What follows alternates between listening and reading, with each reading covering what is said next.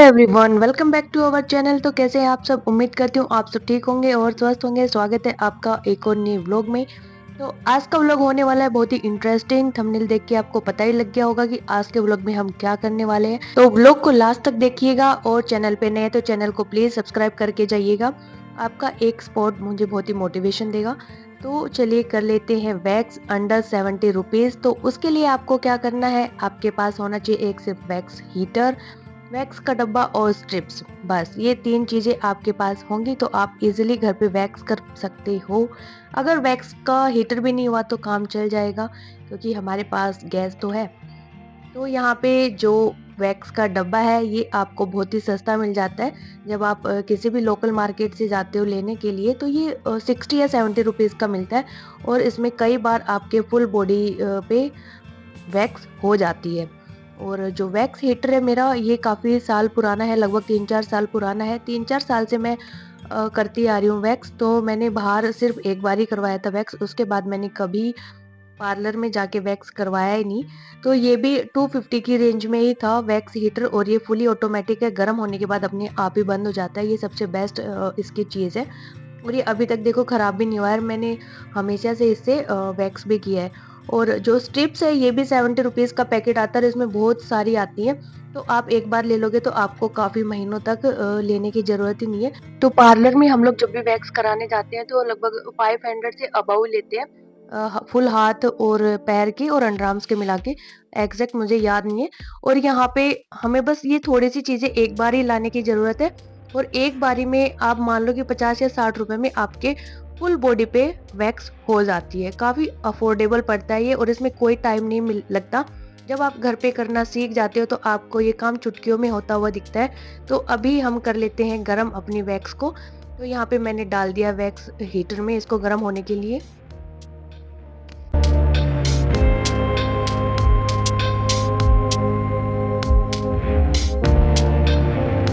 तो यहाँ पे वैक्स हो चुकी है अच्छे से गरम। और जैसे ही गरम होगी हीटर अपने आप ही बंद हो गया, क्योंकि ऑटोमेटिक जो है ये है। तो अभी करना स्टार्ट कर लेते हैं। तो यहाँ पे सबसे पहले क्या होता है कि हमें पाउडर लगाना होता है, लेकिन मेरे पास पाउडर था नहीं। तो थोड़ी देर में अरेंज हो गया था, लेकिन फिलहाल जब मैंने करना स्टार्ट किया तो मेरे पास था नहीं। तो यहाँ पे देखिए आप ग्रोथ देख ही सकते हैं, क्योंकि वैसे भी सर्दियाँ थी तो सर्दियों में इतने एक्सपोज नहीं होते हैं हाथ और पैर, तो इसलिए कोई ज़रूरत महसूस नहीं हुई ये करने की वैक्स।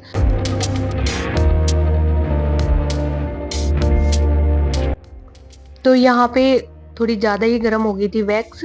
तो इसको हमें बिल्कुल ही आराम से लगाना है, चेक करके इसका टेम्परेचर, क्योंकि अगर ज़्यादा गर्म हुआ तो फिर जलने का डर भी होता है। तो जब हम फर्स्ट टाइम करते हैं तो ये हमें पता नहीं रहता है कि हमें कितनी गर्म लेनी है कितनी ठंडी लेनी है, लेकिन जब हम करते रहते हैं तो आइडिया हो जाता है अपने आप। तो स्टार्टिंग में जब मैंने किया तो मुझे हल्का सा पेन हुआ, लेकिन अब जब मैं करती हूँ तो मैं बहुत जल्दी कर लेती हूँ, मुझे कोई दर्द फील नहीं होता है।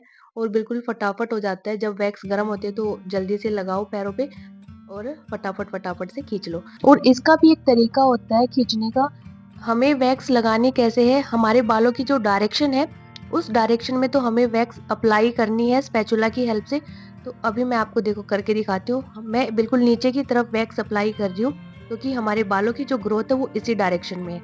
और जो स्ट्रिप है उसको हमें अपोजिट डायरेक्शन में पकड़ के खींचना है, ताकि जल्दी से और इजिली बाल निकल आए बिना पेन के। ऐसे अपोजिट साइड में। ये इसका बेस्ट तरीका होता है, और ऐसे ही करोगे तो अच्छे से वैक्स हो पाएगी, अदरवाइज फिर आपके हेयर नहीं निकलेंगे।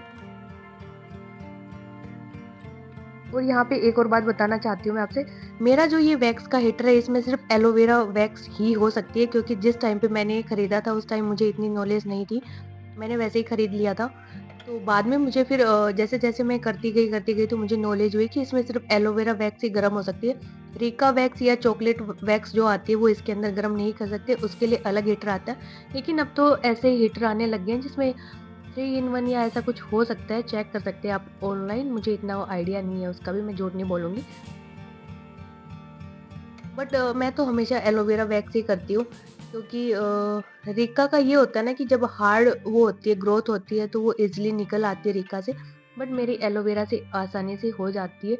और दूसरा वैक्स हम इसलिए भी करते हैं कि जो टैनिंग हो रखी होती है हाथ पैरों पे वो सारी वैक्स से खत्म हो जाती है। तो ये भी एक रीज़न होता है वैक्स करने का। रेज़र करने से क्या होता है बाल बिल्कुल हार्ड आ जाते हैं, और फिर वो हम कभी वैक्स करवाते हैं ना तो वो ईज़िली निकलते भी नहीं है। इसलिए वैक्स करना ही ज़्यादा बेस्ट ऑप्शन है। तो इस टाइम पे मेरे पास पाउडर अवेलेबल हो गया था तो हमने लगा लिया पाउडर। और पाउडर का बस यही काम होता है, मुझे तो लगता है अपने आइडिया से, कि जब हमारी बॉडी पे पसीने आ रहे होते हैं, स्वेट होता है तो उसको एब्ज़ॉर्ब कर लेता है, स्किन को बिल्कुल ड्राई कर देता है, सूखा। क्योंकि सूखी स्किन होती है ना तो ईज़िली बाल निकल आते हैं वैक्स से, इसलिए पाउडर का यूज़ होता है मुझे लग रहा है।